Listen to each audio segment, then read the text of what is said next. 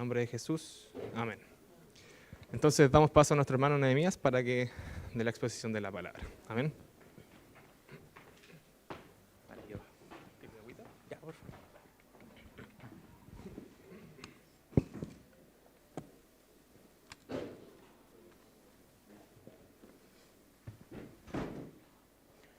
Muy buenos días. Y bueno, como dijo Giovanni, hoy finalizamos la carta de Filipenses. Así que hoy vamos a estar estudiando los últimos versículos que el apóstol Pablo escribe a los hermanos de Filipos, allá en Filipenses capítulo 4, del versículo 21 al 23. Filipenses capítulo 4, del 21 al 23. Son los últimos 3 versículos que el apóstol Pablo dirige a los hermanos de Filipos, a esta congregación. Y se va a centrar en lo que son los saludos finales, es decir, que es una despedida. Ya se está despidiendo de todo lo que escribió, de todo lo que ya ha dicho, y ahora va a proceder a saludar a estos hermanos. Gracias, yo. Y en estos saludos va a mandar salutaciones finales, como dice Reina Valera del 60, el título que ellos ponen, para saludar entonces a los hermanos y despedirse de ellos. Y el bosquejo que nosotros tenemos, por el cual nos hemos guiado todas estas sesiones que realiza Josué, y es un muy buen bosquejo, si ustedes quieren pedirlo, pueden pedirlo para que lo puedan leer, es muy buen material, y así lo pueden estar considerando también en sus casas con mayor detención. Tiene una división. El versículo 21 lo pone como un recordatorio necesario, versículo 22 es un saludo peculiar, y el versículo 23 es el deseo del apóstol, así es como lo hemos bosquejado y es lo que vamos a estar considerando. Así que vamos a leer estos 3 versículos que dicen: saludad a todos los santos en Cristo Jesús, los hermanos que están conmigo os saludan. Todos los santos os saludan, y especialmente los de la casa de César. La gracia de nuestro Señor Jesucristo sea con todos vosotros. Amén. Oramos entonces y nos dirigimos al Señor, y posterior a eso vamos con el estudio. Dios bueno, agradecemos por su palabra, gracias Señor porque podemos abrirla un domingo más, y agradecemos Señor porque si hoy nos encontramos aquí es porque su gracia Señor, su misericordia y su infinita clemencia se ha manifestado en nuestras vidas, y podemos Señor venir a su casa de oración, podemos vernos con nuestros hermanos, podemos saludarles Señor, y ahora tener un momento de estudio de su palabra y poder crecer juntos. Y venimos a usted en oración, Señor, y confiando y amparándonos, Señor, en lo que usted ha dicho en su palabra, porque usted, Señor, ha dicho que así como la lluvia desciende y genera, Señor, que el pasto crezca, y genera, Señor, que los árboles den fruto y crezcan, Señor, de la misma manera usted es quien ha prometido que cuando su palabra descienda al corazón humano, esta da de dar fruto. Y nosotros, Señor, nos amparamos y creemos en lo que dice su palabra, y creemos, Señor, que en la medida que nos expongamos a ella, su palabra, Señor, va a obrar en nuestras vidas, porque es su palabra la que transforma el alma, y es su Espíritu Santo, Señor, quien va a estar conformando nuestras vidas a la imagen de Cristo. Y tenemos, Señor, plena confianza y certeza de que usted va a obrar en nuestras vidas cuando, Señor, nos expongamos a su palabra. Rogamos, Padre, que sea su Espíritu Santo quien nos dirija a toda verdad. Y una vez más, Señor, rogamos que usted pueda abrir nuestros ojos para que nosotros podamos ver las maravillas de su ley. Agradecemos, Señor, por sus bondades. Dejamos todo este tiempo en sus manos, en nombre de Jesús. Amén. Entonces, versículo 21 dice: saludad a todos los santos en Cristo Jesús. El apóstol Pablo va a culminar su escritura con esta despedida, una despedida protocolar, en la que hay en esta carta y también en otras. Y va a ocupar una palabra que dice todos los santos. Y los santos es una palabra que el apóstol Pablo usa usualmente para referirse a los cristianos. Lo vemos en diferentes cartas, y en una carta que quizás lo presenta de manera bien clara es la carta a los Corintios. Primero a los Corintios 1:1 dice: Pablo, llamado a ser apóstol de Jesucristo por la voluntad de Dios, y el hermano Sóstenes. Versículo 2, a la iglesia de Dios que está en Corinto, a los santificados en Cristo Jesús, llamados a ser santos, con todos los que en cualquier lugar invocan el nombre de nuestro Señor Jesucristo, Señor de ellos y nuestro. Es decir, que el apóstol Pablo tiende a dirigirse a los cristianos como santos. Y es incluso también el mismo apóstol Pedro que también realiza algo similar en 1 de Pedro 1:2, elegidos según la presencia de Dios Padre en santificación del Espíritu, para obedecer y ser rociados con la sangre de Jesucristo, gracia y paz os sean multiplicadas. Entonces lo que primero encontramos cuando Pablo está finalizando la carta es que manda y que está saludando a todos los santos en Cristo Jesús, es decir, a todos los cristianos, todo el que ha nacido de nuevo en Cristo Jesús que se encuentre allá en Filipos. Eso está lo que haciendo el apóstol Pablo, está mandando un saludo y se está refiriendo a los creyentes con la palabra santo. Y esta palabra nos va a recordar dos aspectos, o más de ello, pero vamos a considerar unos dos. Y es que lo primero indica que hay un parámetro de conducta moral y ético que caracteriza al cristiano. El cristiano se tiene que caracterizar por ser alguien santo, por ser alguien apartado del mal y que vive de una manera agradable delante del Señor. Es un aspecto que tiene que estar en la vida de los cristianos. Y el apóstol Pablo lo reconoce y dice, saluden a todos los santos, a todos los que se conducen de buena manera, los que se conducen de manera intachable. Ahora, ¿por qué el cristiano puede vivir de manera intachable? Es por la obra que el Señor Jesucristo ha hecho en su vida. El único que puede vivir de manera santa es un cristiano. El inconverso no puede vivir de manera santa. No hay cosa que el inconverso pueda hacer que pueda ser agradable delante de los ojos del Señor. Así lo expone el apóstol Pablo en Romanos capítulo 8, versículo 5, dice, porque los que son de la carne piensan en las cosas de la carne, pero los que son del Espíritu en las cosas del Espíritu. Porque el ocuparse de la carne es muerte, pero el ocuparse del Espíritu es vida y paz. Por cuanto los designios de la carne son enemistad contra Dios, porque no se sujetan a la ley de Dios, ni tampoco pueden. Es una imposibilidad del inconverso de sujetarse a la ley de Dios, y es una imposibilidad que tienen ellos de poder hacer lo que es agradable delante del Señor. No pueden. No es que el apóstol diga, si el que no cree en Cristo se esfuerza, si pone harto de sí, puede llegar a agradar. No, no va a poder hacerlo nunca, porque aquí dice que no pueden hacerlo, no pueden agradar al Señor. Pero el cristiano sí puede agradar al Señor. El escritor a los Hebreos va a decir que sin fe es imposible agradar al Señor, y el cristiano es un hombre de fe. Por lo que el cristiano puede vivir entonces con fe, y puede vivir en santificación agradando al Señor, porque es un hombre de fe. De hecho, el mismo apóstol Pablo en la carta a los Colosenses, capítulo 2, versículo 5, dice, porque aunque estoy ausente en cuerpo, no obstante en espíritu estoy con vosotros gozándome y mirando vuestro buen orden y la firmeza de vuestra fe en Cristo.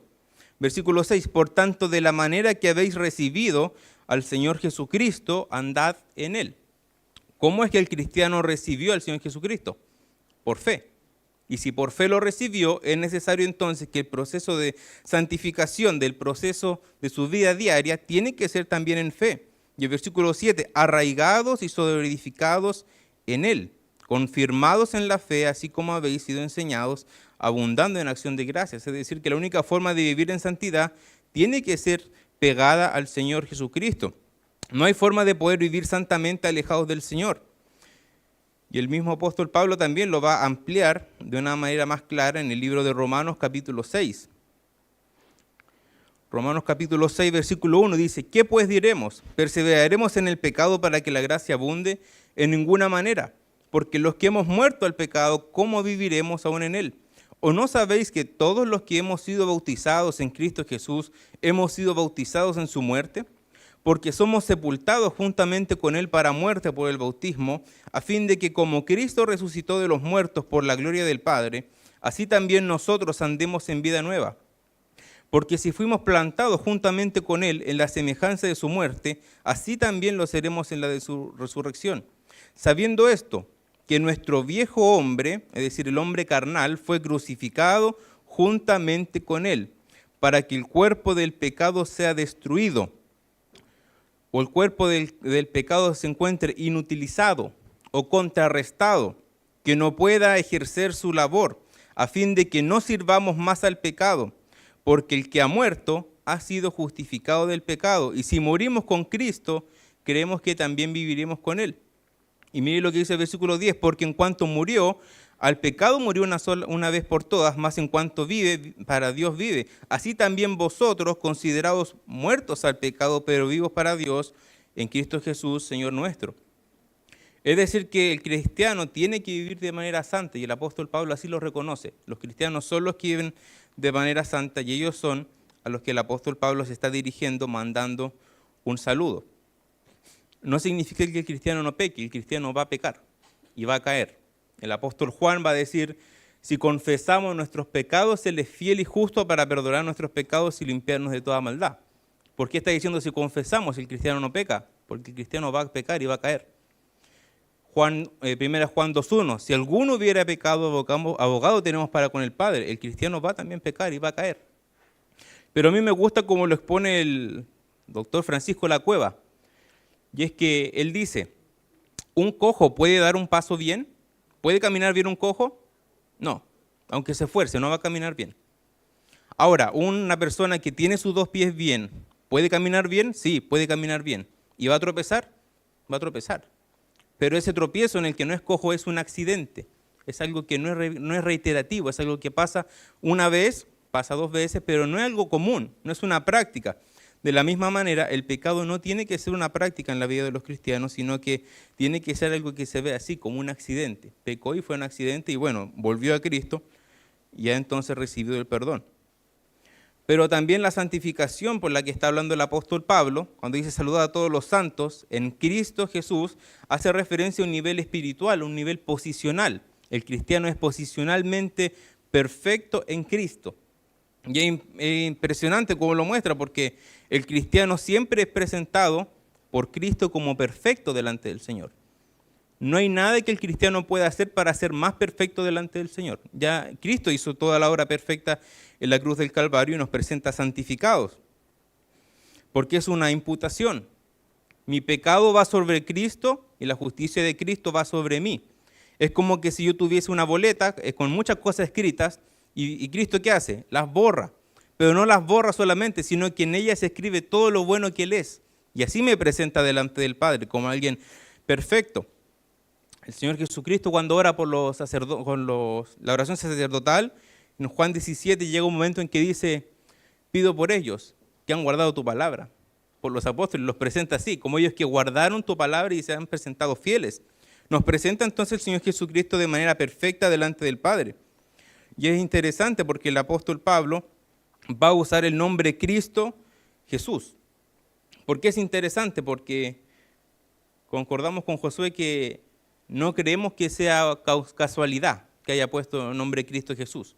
Y de esa forma, porque es una construcción que presenta primero el nombre de la segunda persona de la Trinidad, pero lo presenta de manera exaltada, Cristo. Y posterior a eso lo pone como Jesús, como quien vino a morir en la cruz por mis pecados. Es decir, que solo al ver el nombre yo digo: saludad a todos los santos, ¿en quién? En el que estaba glorificado con el Padre, pero quiso venir a morir en mi lugar. Es decir, que ellos son los santos, los que han puesto su confianza en el Señor Jesucristo, aquellos que pusieron su fe en el Señor y por medio de ella se encuentran ahora santos. Y el apóstol Pablo también va a escribir en otras cartas y siempre va a hablar como ya habéis sido santificados, va a hablar en pasado, ya son santos, por lo cual se dirige a ellos. Los hermanos que están conmigo os saludan. Es decir, que el apóstol Pablo ya está mandando los saludos finales hasta estos hermanos. Dice aquí el comentario, el apóstol está diciendo: saluden a todos los que han gustado de la obra salvífica, obrada por Dios mismo, quien se hizo hombre para morir por sus pecados, dando como fruto de su aflicción salvación, apartándonos para Dios y permitiéndonos disfrutar de una vida de piedad. Versículo 22 dice: todos los santos os saludan, y especialmente los de la casa de César. ¿A quiénes se estaría refiriendo? Porque dijimos al inicio, es como un saludo peculiar, porque dice: todos los santos os saludan, y especialmente los de la casa de César. Está reiterando también el mismo concepto del versículo 21. Está hablando de cristianos, de quienes vinieron al Señor Jesucristo y han alcanzado salvación. Y especialmente mandan saludos los de la casa de César. Bueno, ¿quiénes son ellos? Bueno, nosotros tenemos que considerar algo que nos mencionó el hermano Julito cuando estudiamos Filipenses capítulo 1, versículo 13. Dice: de tal manera que mis prisiones se han hecho patentes en Cristo en todo el pretorio, y a todos los demás. El apóstol Pablo estaba encarcelado, pero siguió predicando el Evangelio.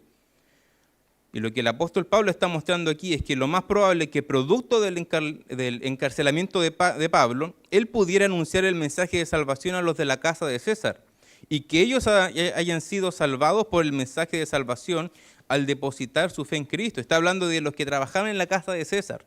Podría estar refiriéndose a los esclavos, podría estar refiriéndose a personas de renombre que trabajaban ahí. Ellos alcanzaban salvación.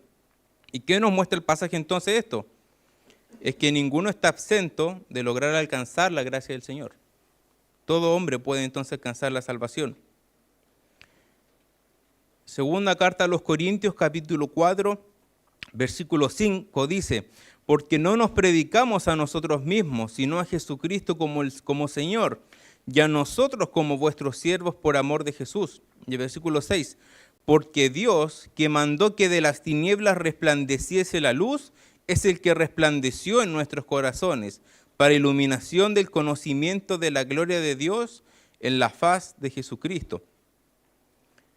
Me gusta como lo dice en la primera parte, porque Dios que mandó que de las tinieblas resplandeciese la luz. ¿A qué parte está hablando esa? ¿Qué parte está mencionando el apóstol Pablo cuando dice que de las tinieblas resplandeciese la luz? A Génesis. Está hablando de la creación, está mostrando que el Todopoderoso, que hizo que de las tinieblas, que de la nada resplandeciese la luz, es el que resplandeció en nuestros corazones. Y está diciendo que el que hizo y el que tiene poder para resplandecer, para hacer que de la luz salga de la nada, es el que puede hacer entonces también que un corazón que está alejado del Señor pueda alcanzar salvación. Y es necesario entonces que los cristianos realicemos nuestra labor, la cual nos ha sido encomendada. Porque segundo a los Corintios 5:20 dice: así que somos embajadores en nombre de Cristo, como si Dios rogase por medio de nosotros, os rogamos en nombre de Cristo, reconciliaos con Dios. A los cristianos se les dio el ministerio de la reconciliación. El cristiano tiene que hacer entonces su labor y predicar el Evangelio a aquellos que no conocen de Cristo. Ahora, hay algunos que uno los mira y dice: estos son duros, no quieren recibir el Evangelio, es gente dura, y uno conoce a gente que es dura. No vamos a decir que son tontos como burro, vamos a decir que son duros como diamante, para que se escuche mejor. O sea, hay gente que es dura y que no quiere recibir el Evangelio. Pero ¿qué dice aquí el apóstol? Que el que resplandeció, o sea, el Todopoderoso, puede hacer que ese corazón se convierta, que ese corazón vuelva al Señor. Y el cristiano puede hacer eso, tiene y debe entonces predicar el Evangelio. El Señor Jesucristo va a hablar a sus discípulos y en un momento les va a decir que así alumbre vuestra luz delante de los hombres. Y es un pasaje que es interesante porque el Señor Jesucristo dice que la luz debe alumbrar a los hombres. Y uno pudiese preguntarle al Señor Jesucristo: ¿y qué luz es la que tiene que alumbrar? Si el Señor Jesucristo me dijera a mí que tu luz alumbre delante de los hombres, yo le diría: ¿y qué luz hay en mí que sea suficiente para que alguien crezca, para que alguien crea? ¿Qué puedo mostrar yo que hay en mí para que alguien pueda creer? Y es que tenemos que entender algo, y es que el Espíritu Santo habita dentro del cristiano. Y porque el Espíritu Santo habita dentro del cristiano, por inmanencia trinitaria, el Espíritu habita dentro del cristiano, el Hijo habita dentro del cristiano y el Padre habita dentro del cristiano. Solo es necesario que una persona de la Trinidad esté presente para que, por decirlo de manera burda, arrastre a las otras dos personas y se encuentren en ese mismo lugar. Eso es inmanencia trinitaria. Por lo tanto, la inmanencia trinitaria se encuentra en el cristiano haciendo una inhabitación divina dentro del cristiano. Dentro del cristiano se encuentra entonces la Trinidad. Y si dentro del cristiano está Jesús, dice Jesús: yo soy la luz del mundo. ¿Y qué significa que Él sea la luz del mundo? Que su luz es tan grande, es tan potente, que la luz que está dentro de mí, que es Cristo mismo, se proyecta hacia afuera. Por lo que cuando Cristo dice: así alumbre vuestra luz delante de los hombres, está diciendo que mi luz sea la que alumbre. Eso es lo que tú tienes que mostrar. Tienes que mostrar la luz que hay en ti y la luz que fue hecha por el mismo Creador, por el Todopoderoso. Esa es la luz que tú tienes que mostrar. Y porque la luz de Cristo entonces está en los cristianos, todo hombre puede alcanzar salvación. Y por eso el apóstol Pablo dice, todos los santos os saludan, y especialmente los de la casa de César, porque incluso allá en la casa de César llegó el evangelio y alcanzó la salvación. Y dice, todos los santos os saludan, y es una salvación que solo se puede dar, como dice el versículo 21, en Cristo Jesús. Es decir, que la vida cristiana se tiene que desarrollar con la ayuda del Señor Jesucristo. Si estamos alejados de Cristo, no vamos a poder vivir una vida cristiana. Pero no solamente el Señor Jesucristo y el nombre de Él nos recuerda eso, sino que también nos recuerda que pertenecemos a una familia de la fe. Y como somos parte de la familia de la fe, parte de un cuerpo, los cristianos también pueden entonces apoyarse en los hermanos. Podemos apoyarnos en los otros, en el de al lado. No es una carrera que corremos solo, es una carrera que estamos corriendo juntos. No es como que sea una carrera de relevo que yo corro hasta un lugar y después corre otro. No, es una carrera que estamos corriendo juntos y lo hacemos de manera continua. Y nos podemos apoyar en el otro. El apóstol Pablo en 1 Corintios capítulo 12, versículo 13, porque por un solo espíritu fuimos todos bautizados en un cuerpo, sean judíos o griegos, sean esclavos o libres, y a todos nos dio de beber de un mismo espíritu. Además, el cuerpo no es solo un miembro, sino muchos. Y si dijera el pie, ¿por qué no soy mano? ¿No soy del cuerpo? ¿Por eso no será del cuerpo? Y si dijera la oreja, porque no soy ojo, no soy del cuerpo, ¿por eso no será parte del cuerpo? Si todo el cuerpo fuese ojo, ¿dónde estaría el oído? Si todo fuese oído, ¿dónde estaría el olfato? Mas ahora Dios ha colocado los miembros, cada uno de ellos, en el cuerpo como Él quiso. El apóstol Pablo está mostrando que entonces la vida cristiana es eso, estar juntos, correr la carrera juntos, y todos somos parte del cuerpo. Hay un pastor en República Dominicana, se llama Narciso Nadal. Él fue quien me instruyó y he aprendido también de él cuando participé en el Instituto Bíblico de él allá en República Dominicana de manera remota. Es de la iglesia Convertidos a Cristo. Quizás por nombre no conocen la iglesia, pero es la iglesia donde estuvo pastoreando muchos años el pastor Mayén. Y el pastor Narciso Nadal me gusta cómo lo expone, porque una vez dijo que todos somos importantes en el cuerpo, todos somos de aporte. Y hay algunos hermanos que dicen muchas veces, yo no soy tanto de aporte, yo soy como esa uñita chiquita del dedo. La uñita esa que no sirve mucho, esa soy yo. Y hay veces que los hermanos nos podemos ver así, decimos, yo soy una uñita chica. Pero cuando usted le pica el hombro, dígame que no es rico que vaya una uñita y rasque ahí. La uñita también sirve. Y uno puede decir, yo soy quizá insignificante, pero hay veces que uno necesita una uñita y que diga, yo te voy a rascar ahí la espalda donde no llegas. Yo te voy a estar ahí cuidando. Todos somos parte del cuerpo de Cristo y todos podemos entonces ayudarnos mutuamente. Y necesitamos entonces estar también cerca del Señor, porque dice el apóstol aquí, todos los santos en Cristo Jesús. Necesitamos estar juntos. Y necesitamos estar en Cristo. Así que esta semana tenemos el desafío de estar cerca del Señor. Tenemos que leer nuestras Biblias, tenemos que orar. Y cuando esta semana usted esté leyendo su Biblia, haga su devocional, usted acuérdese de mí y ore por mí. Y diga, voy a orar por mi hermano Nemi para que él sea santo, para que él no se aleje, para que él esté cerca del Señor. Y yo voy a orar por usted. Y usted ore por todos los hermanos de la Farfana, por todos los hermanos que conoce. Hay que orar por nosotros y rogar para que el Señor nos ayude a vivir de manera santa. Versículo 23, ya es el versículo final. Dice, la gracia de nuestro Señor Jesucristo sea con todos vosotros. Amén. Yo le dije a Josué que iba a tener un problema con este pasaje. Porque dos pasajes, hay dos temas, dos grandes temas en la Biblia que a mí me apasionan mucho. Uno es profetas menores. Me gustan mucho los profetas menores y los chicos del CB lo saben y lo han sufrido. Porque siempre les digo, si tengo un tema libre, ellos saben que vamos a estudiar profetas menores. Y hemos estudiado profetas menores. Hemos visto Malaquías, Zacarías, Nahum, Miqueas, Amós. Hemos tenido muy buenos tiempos de estudiar profetas menores. Pero hay otro tema que me gusta mucho y es la deidad de Cristo. Me gusta mucho ese tema. La deidad de Cristo, los nombres del Señor, ver cómo el Señor se manifiesta de manera humana, pero también de manera divina, es un tema que me apasiona bastante. Y este versículo 23 es muy explícito. Porque dice la gracia de nuestro Señor Jesucristo sea con todos vosotros. Amén. Y va a ocupar 3 palabras para referirse a la tercera persona de la Trinidad.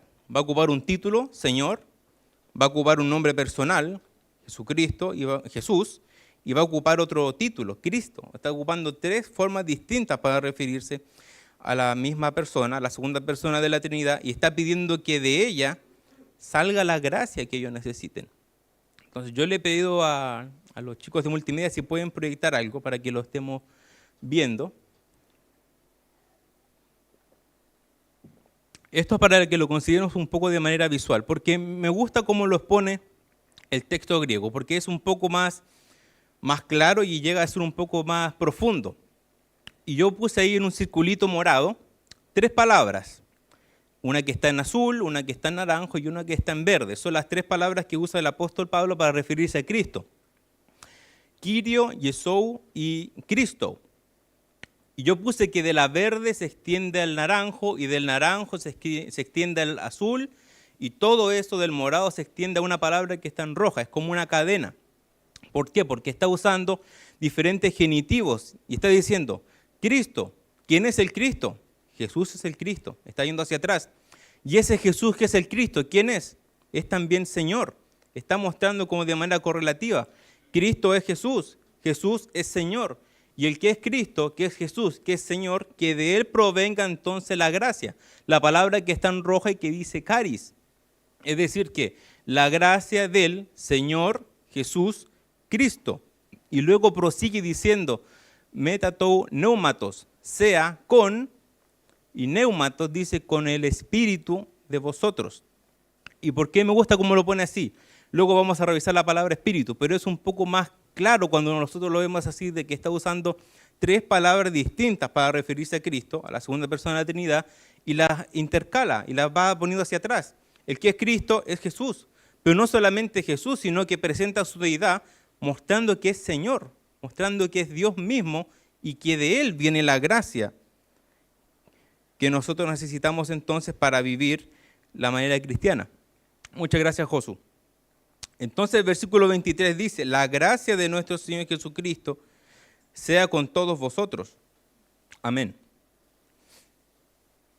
Si hiciésemos un salto temporal y nos vamos a marzo del 2020, antes de que el virus llegara aquí a Chile, y usted se va a encontrar consigo mismo, y tiene que darle una recomendación para vivir a la pandemia.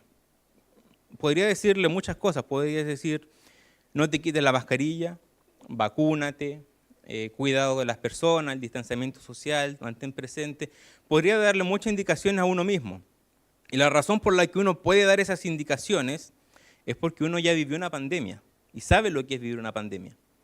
Y el apóstol Pablo, quien ha recorrido la carrera cristiana, está rogando que la gracia de nuestro Señor Jesucristo sea con todos vosotros. Él sabe lo que necesitamos para vivir una vida cristiana. Necesitamos de la gracia. Ahora, la gracia tiene normalmente 2 acepciones. Una gracia salvífica, que es el regalo inmerecido, es el amor que Dios da por medio del sacrificio de Cristo en la cruz. Pero considero que la gracia a la cual está escribiendo el apóstol Pablo no es esa gracia, una consideración soteriológica, sino que es una gracia que está diciendo que el poder, la acción operativa del Señor actúa en ustedes. Es como el apóstol Pablo cuando él escribe a Timoteo y dice, esfuérzate en la gracia, esfuérzate en el poder del Señor. O cuando dice el apóstol Pablo a los Corintios, la gracia del Señor no ha sido en vano conmigo. Es decir, que es una gracia que actúa y que opera entonces en el cristiano. Y está pidiendo que la gracia del Señor Jesús Cristo sea con los cristianos. Ahora, ¿cuál es la gracia que habita en el Señor? El apóstol Pablo lo explica en 1 de Pedro 5:10 al decir, mas el Dios de toda gracia, que nos llamó a su gloria eterna en Jesucristo, después de que hayáis padecido un poco de tiempo, Él mismo os perfeccione, afirme, fortalezca y establezca. Está diciendo que Él es Dios de toda gracia. Y es una doxología que está presentando el apóstol Pablo, el apóstol Pedro. Doxología se compone de 2 palabras, doxa y logía. Doxa es gloria y logía es estudio, tratado o discurso. Por lo que el apóstol Pedro está haciendo un discurso de la gloria del Señor, está exaltando el nombre del Señor, y en este caso Dice, más el Dios de toda gracia. Y al ser una doxología independiente, está haciendo referencia al Dios Padre. Dios Padre quien habita en él toda la gracia. Pero no es menos cierto que todos los atributos y todas las características del Padre están en el Hijo y también en el Espíritu. Porque habitan de manera armónica y presentan también las mismas cualidades, atributos y en la misma magnitud. Por lo que el Señor Jesucristo es en quien habita toda la gracia. Y en Él, que habita toda la gracia, el apóstol Pablo está pidiendo que de Él emane la gracia que nosotros necesitamos para poder vivir la vida cristiana. Y va a decir, la gracia de nuestro Señor. ¿Qué significa que sea Señor? Está mostrando que Él es Dios. Está mostrando que Él es quien gobierna todo, quien controla todo, lo está presentando como el soberano. Al decir la palabra Señor, muestra su deidad. El profeta Nahum, en el capítulo 1, Nahum capítulo 1, versículo 7 dice, Jehová es bueno, fortaleza en el día de la angustia y conoce a los que en él confían. Y usa la palabra Jehová, y es la palabra Jehová en el Nuevo Testamento usted no la va a encontrar, porque los griegos han traducido la palabra Jehová por Señor. Y el símil de ese pasaje se encuentra, el apóstol Pablo escribe a Timoteo, dice, y la iglesia es columna y baluarte de la verdad teniendo este sello. Conoce el Señor a los que son suyos. Es decir, que el Señor conoce a sus hijos. El Señor nos conoce. Y el apóstol Pablo decir, la gracia de nuestro Señor, está diciendo la gracia que nos conoce. Que Él sea quien nos sostenga. El Señor sabe cuánta es la gracia que nosotros necesitamos. Y Él va a dar la gracia necesaria entonces para vivir de una manera que sea agradable delante de Él. ¿Cuánta es la gracia que necesitamos? El Señor la va a dar. Él sabe cuánta gracia necesitamos y Él la va a dar. ¿Qué significa que Él sea el Señor y que me conozca? Bueno, el apóstol Pablo en segunda carta a Timoteo, capítulo 4, versículo 16, dice, en mi primera defensa ninguno estuvo a mi lado, sino que todos me desampararon, no les sea tomado en cuenta. Pero el Señor estuvo a mi lado y me dio fuerzas. Es decir, que el Señor da fuerzas. Y la gracia que estuvo con Pablo es la gracia que está con nosotros. Y podríamos preguntarnos, ¿podrá entonces el omnipresente dejarme solo en mis problemas? ¿Podrá que no esté el Señor en algún lugar conmigo? Va a estar conmigo el Señor. El omnipresente no me puede dejar solo y siempre va a estar conmigo. Génesis 21 va a presentar a Agar vagando por el desierto en Berseba y dice que deja a su hijo Ismael bajo un arbusto porque se les acabó el agua. Y dice que ella se va a alejar a distancia de un tiro de arco porque no quería ver cuando muriera. Y dice que en el desierto, cuando no había nada, dice la Escritura que Dios oyó la voz del muchacho. ¿Qué significa eso? ¿Podrá acaso el omnisciente no saber lo que me pasa a mí? El omnisciente sabe. El Señor sabe lo que ocurre con mi vida y Él también va a obrar y no me va a dejar solo. El Salmo 18 presenta al rey David diciendo que lo escribió después de que Dios le libró de la mano de Saúl y de todos sus enemigos. Y va a decir el versículo 35, me diste a sí mismo el escudo de tu salvación, tu diestra me sustentó. Es decir, diestra está hablando de su poder. ¿Podrá acaso no tener el omnipotente la fuerza suficiente para sostener mi vida? Él tiene la fuerza suficiente y me va a dar de su gracia entonces también para mantenerme firme. ¿Podrá el autosuficiente no estar el día de mañana y no sostenerme? Va a estar conmigo el día de mañana también. Pero el Señor tiene que hacer muchas cosas. ¿Cómo va a estar preocupado de mí y de todos mis hermanos? El Salmo 40 dice, aunque afligido yo y necesitado, Jehová pensará en mí. Mi ayuda y mi libertador eres tú. Dios mío, no te tardes. El Señor va a pensar en sus hijos y va a obrar en favor de ellos y no los va a dejar solos. El Señor se va a dar el tiempo no solamente de pensar en ellos, sino de estar con ellos y refugiarlos y permanecer. ¿Por cuánto tiempo lo va a hacer? ¿Por cuánto tiempo el Eterno va a estar con nosotros? Salmo 48, 14. porque este Dios es Dios nuestro eternamente y para siempre. Él nos guiará aún más allá de la muerte. Él va a estar con nosotros incluso más allá de la muerte. Va a dar gracia, mucha más gracia de la que nosotros necesitemos, porque toda la gracia está en Él. Volvemos a Filipenses, dice, la gracia de nuestro Señor Jesucristo, Jesús.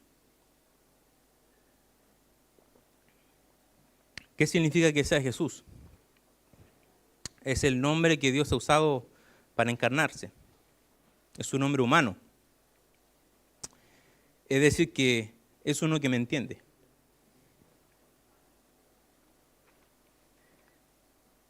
Hebreos capítulo 4, versículo 15. Porque no tenemos un sumo sacerdote que no pueda compadecerse de nuestras debilidades, sino uno que fue tentado en todo, según nuestra semejanza, pero sin pecado. Uno que me entiende. Uno que sabe lo que es ser hombre. Uno que sabe las dificultades y tentaciones que uno sufre. Él sabe cuánto padecemos y Él sabe cuánta gracia es necesaria para vivir la vida cristiana. Y esa gracia es la que Él va a otorgar. Esa es la gracia que Jesús va a otorgar, porque Él sabe lo que es ser humano. Él sabe cuánto yo necesito de Él y Él va entonces a dar su gracia para que yo pueda sostenerme. Pero como les mostraba en la diapositiva, es también Dios. Es decir, que Él va a dar la gracia. ¿Y cómo Dios va a dar la gracia? Bueno, porque Él es la imagen del Dios invisible, dice Colosenses 1:15.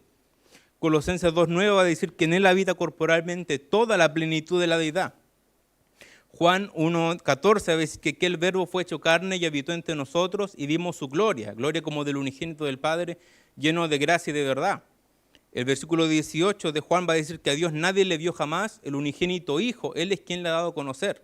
El unigénito Dios es quien dio a conocer al Padre. Hebreos 1:3 va a decir que el cual siendo el resplandor de su gloria, la imagen misma de su sustancia, de Él va a provenir la gracia, porque no solamente muestra la humanidad de Cristo, sino que muestra también su deidad. Y Dios es, Jesús entonces muestra también ese nombre, que es el 100% hombre, pero es 100% Dios. ¿Cómo lo entendemos eso que es 100% hombre y 100% Dios? Son doctrinas tan profundas de entender y tan difíciles de llegar a pensar, decir, ¿cómo es 100% Dios? ¿Cómo es 100% hombre? Y hay un pasaje que me encanta, el que está en Job capítulo 9, versículo 32, dice, porque no es hombre como yo, para que yo le responda, y vengamos juntamente a juicio. No hay entre nosotros árbitro que ponga su mano sobre nosotros dos. Y es un pasaje que me gusta porque Job primero reconoce algo. Dios no es hombre como yo. No estamos al mismo nivel, dice Job. Hay una distancia infinita entre él y yo. Y no es hombre como yo para que yo le responda y vengamos juntamente a juicio. Y el versículo 33 dice, no hay entre nosotros árbitro, no hay alguien que pueda hacer esa relación de paz. ¿Por qué me gusta el pasaje? Porque la palabra árbitro muestra eso, una relación, alguien que pueda hacer la paz entre dos personas, pero el árbitro tiene que tener una condición. Si yo tengo aquí a dos personas, persona 1 y persona 2, el árbitro tiene que estar al nivel de las dos personas. No puede ser menor. ¿Y cómo muestra que está al nivel de las dos personas? Como dice Job, que ponga su mano sobre nosotros dos. ¿Cuál es la idea? Lo difícil aquí no es encontrar a alguien que esté al nivel de Job. Lo difícil es quién va a poder poner su mano sobre el todo suficiente. ¿Quién va a poder estar al nivel de Dios y poner su mano sobre Él? Lo difícil no es encontrar a alguien que sea justo como Job. Lo difícil es que ¿quién va a poder poner su mano sobre Dios? Y Job está diciendo que no hay árbitro. No existe eso. Job dice, no hay alguien que pueda mediar entre nosotros dos. Y Gálatas 4:4 dice, pero cuando vino el cumplimiento del tiempo, Dios envió a Jesús. Dios envió a su Hijo, nacido de mujer y nacido bajo la ley. Y muestran al Señor Jesucristo. El Evangelio de Juan lo presenta muy bien como el Mesías. Lo muestra como el Dios encarnado, como en quien habita toda la plenitud de la deidad. Y va entonces Cristo y pone su mano sobre los pecadores. ¿Por qué? Porque es hombre. Y puede poner entonces su mano sobre los pecadores porque está al nivel de ellos. Y pone también su mano sobre el Padre, porque Jesús es Dios. Y muestra su deidad de manera impresionante porque dice, puede poner su mano sobre ambas partes porque es Dios. Y a la vez también es hombre. Y sobre tal profunda verdad, solo vamos a decir lo que dice Romanos 11:33. Oh profundidad de las riquezas, de la sabiduría y de la ciencia de Dios, cuán insondables son tus juicios e inescrutables tus caminos. Porque ¿quién entendió la mente del Señor? ¿O quién fue su consejero? ¿O quién le dio a él primero para que le fuese recompensado? Porque de él y por él y para él son todas las cosas. A él sea la gloria por los siglos. Amén. Esa es la deidad de Cristo y es la deidad que Él sabe y Él nos va a dar la gracia que necesitamos entonces, porque Él nos comprende. Filipenses 4:23 dice, la gracia de nuestro Señor Jesús Cristo. ¿Qué significa que Él sea el Cristo? Dice que Él es el ungido. Está presentando a Cristo con su nombre exaltado. Es un nombre de gloria, el nombre del resucitado, es el nombre que venció la muerte. El apóstol Pedro va a decir que por cuanto le era imposible que la muerte lo contuviese, no podía contenerlo. Y él va a mostrarse como que el Cristo, el resucitado, es quien nos da esperanza. Y su esperanza entonces va a obrar en nuestras vidas, sabiendo que su gracia nos va a ser suficiente para poder vivir de manera santa. Romanos capítulo 7 va a presentar al apóstol Pablo mostrando como el pecado que mora en mí. Y va a hablar de eso, va a decir que versículo 20, por ejemplo, y si hago lo que no quiero, ya no lo hago yo, sino el pecado que mora en mí. Así que queriendo yo hacer el bien, hallo esta ley, que el mal está en mí, porque según el hombre interior me deleito en la ley de Dios, pero veo otra ley en mis miembros que se revela contra la ley de mi mente y que me lleva cautivo a la ley del pecado que está en mis miembros. Miserable de mí, ¿quién me librará de este cuerpo de muerte? Presento una lucha interna entre Pablo. Dice, hay una lucha en mí, entre el pecado, lo que tengo que hacer y lo que no debo hacer. Y por eso llega el versículo 24 y dice, miserable de mí, ¿quién me va a librar de este cuerpo de muerte? Pero me gusta como dice el versículo 25, gracias doy a Dios por Jesucristo, Señor nuestro. ¿Qué está diciendo con eso? ¿Por qué nos recuerda la persona de Jesucristo al decir que hemos pecado? Porque Juan dice que si alguno hubiese pecado, abogado tenemos para con el Padre, Jesucristo el justo. En Él hallamos perdón por nuestros pecados. Pero cuando veo que es una lucha permanente, que cada día tengo que luchar y cada día tengo que esforzarme por vivir de una buena manera, y yo veo mis capacidades y veo que no son suficientes para poder satisfacer lo que Dios me demanda y veo que no voy a poder hacerlo, puedo entonces recordar las palabras del Señor Jesucristo allá en Juan 15, donde dice, yo soy la vid y vosotros los pámpanos. El que permanece en mí y yo en él, éste lleva mucho fruto, porque separados de mí, nada podéis hacer. Si sin Cristo no podemos hacer nada, con Cristo podemos hacer todo. Con Cristo podemos entonces llevar una vida correcta y una vida agradable, y Él nos va a dar de su gracia. Y sabemos que va a ser una pelea constante, y siempre vamos a estar luchando con el pecado.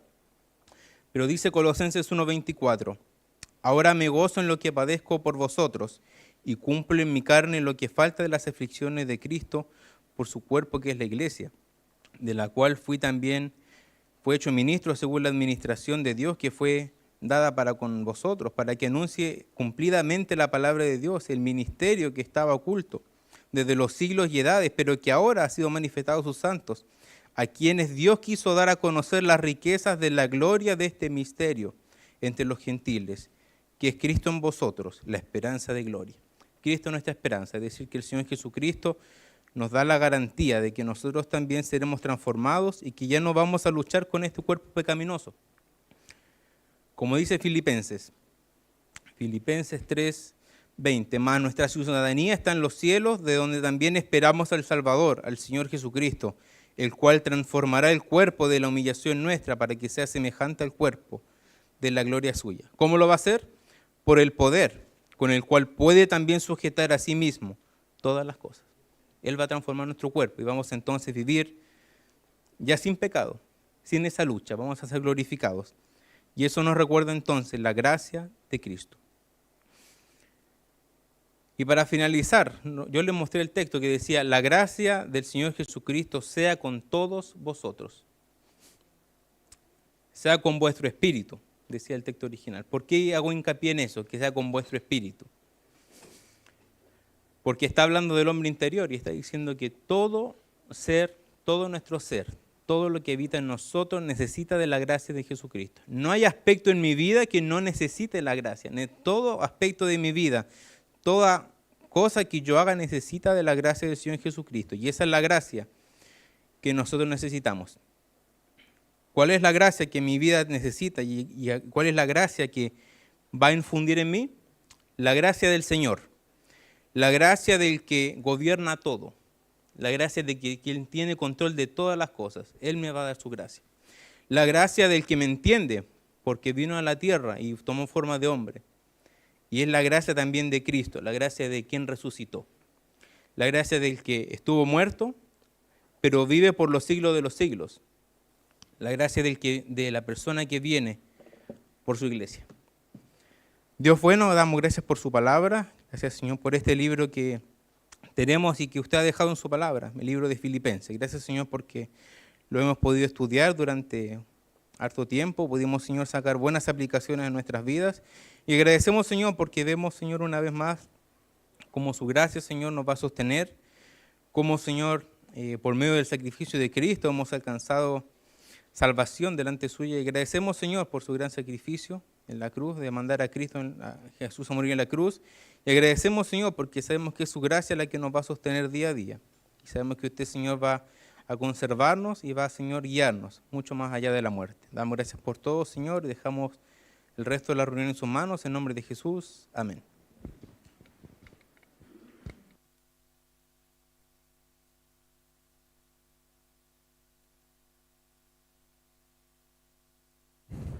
Gracias, Nemi, por la exposición de la palabra.